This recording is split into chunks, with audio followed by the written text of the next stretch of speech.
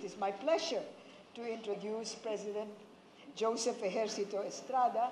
And again, obviously he needs no introduction. I just like to say, for those of you who are very young, that when he was mayor of San Juan for almost 2 decades before he was elected senator in 1987. And then from senator, he became vice president from 1992 to 1998. And then he became president from 1998 to 2000. And as fast as he rose, he fell. And now he's rising again. No. President Estrada. Thank you.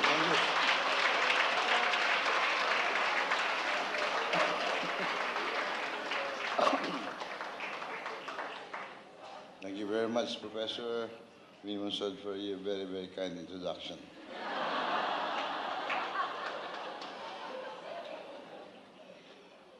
How many hours have you been listening?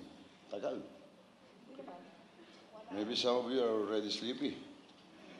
Anyway, will you permit me to address some of the important people here? Mr. President, you have the floor. Thank you, thank you. The President of the Human Development Network, Dr. Arsenio Balikasan, Dr. former UP President, Dr. Jose Abreva. Oh, he has not fallen, he's still there. Dean Emmanuel De Jos, Dean UP School of Economics. Of course, Professor Ben Jokno, former Budget Secretary and Professor Philip Medalla, former NEDA Secretary General. My fellow discussant, General Rodolfo Garcia, Dr. Michael galit na ito. You Filipinos. Ano yun ito, Filipino ano mo? Dr. Michael Mastura. Iba na ang postura nito. Of course, former Senate President, Senator Franklin Drilon, Secretary Orly Mercado, also a former senator, and I saw former Senator and former Ambassador Maceda here. There are actors, Tony Soliman Santos and Madam Yasmin Nisrao Musaran Lao.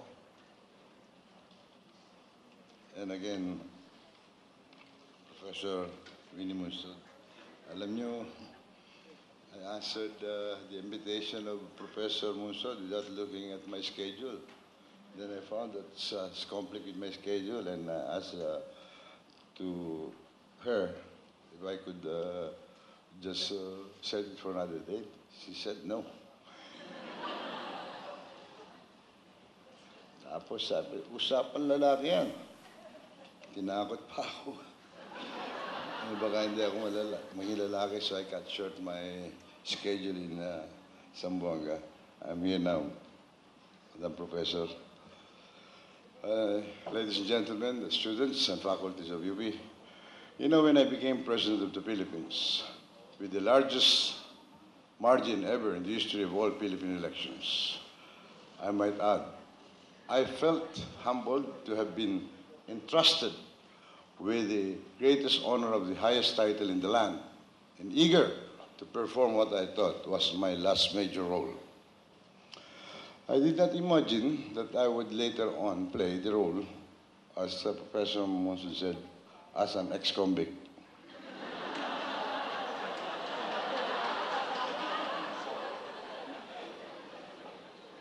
And also that I would be a victim of a power grab and convicted by a special court that was only special because it was specially created to convict me. So where the justices were handpicked, and then the presiding justice was promoted to the Supreme Court immediately after my conviction.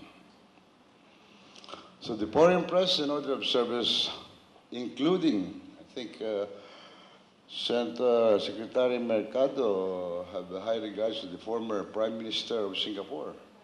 Prime Minister and the Honorable Lee Kuan Yew saw this unconstitutional removal as a disservice to democracy. But anyway, I'm a forgiving man. Some are here who conspired.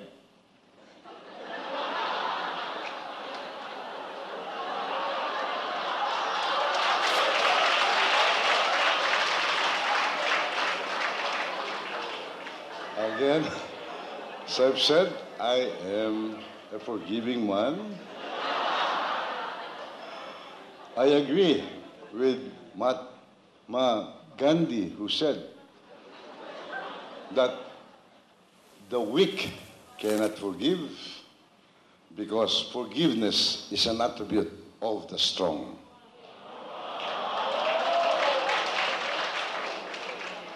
Well,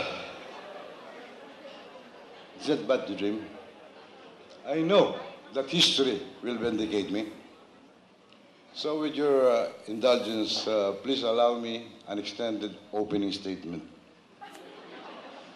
And I hope Professor Monsod will not cut me. You know, whenever I appeared before, when I was a movie actor, I always charged for my talent fee.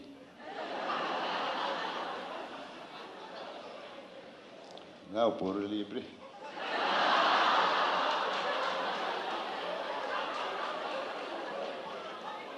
Anyway, to be able to narrate the background of my administration's policy that led to the all-out war campaign against the MILF. MILF lang ngayon, hindi naman sa mga Muslim, not only Muslim.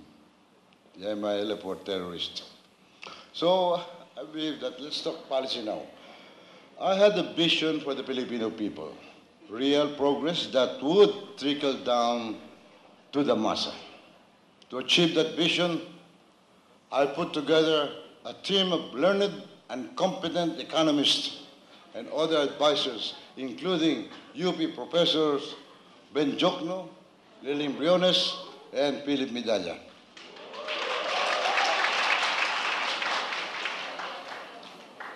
Professionals of unquestionable integrity who comprise my cabinet, none of whom have ever been involved in or accused of any scam. Hindi ka mukha ngayon. So I might add, and together we came up with our plan for the progress for the Philippines.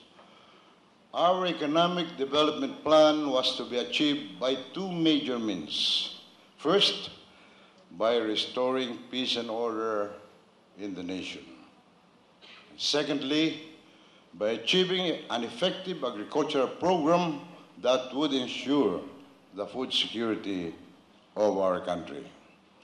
Through the program Agrikulturang Pangmasa, my administration was able to achieve a record farm output growth of 8% in my first year, or 6% in my first year in office, bringing inflation down, leveled from 11% in January 1999 to only a little over 3% by the last quarter of the same year, thereby cushioning the Philippines from the harsh effects of the Asian financial crisis.